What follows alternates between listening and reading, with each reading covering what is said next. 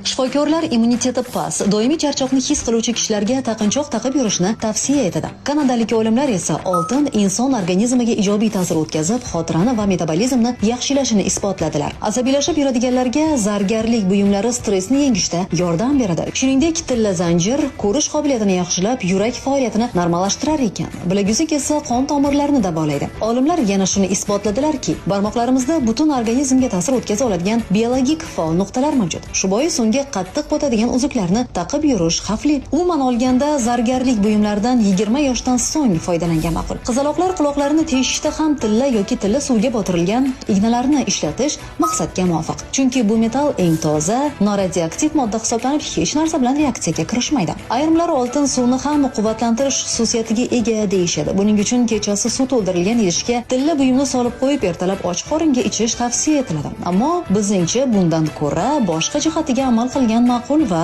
xavfsiz. Doim yosh ko'rinish uchun 2 stakan suvga uzuk solib 2 marta qaynatiladi va shu suvda yuz yuviladi. Yana bir ma'lumot, uzuk tanlashda uning dizayni bilan bir qatorda kishi o'z salomatligidagi muammosini ham hisobga olishi kerak. Masalan, bosh barmoqqa taqilgan uzuk o'pka faoliyati va limfa tizimini normallashtiradi. Ko'rsatkich barmoqqa taqilgani metabolizmga ta'sir o'tkazadi. O'rtadagisi yurakka, nomsiz barmoqdagisi esa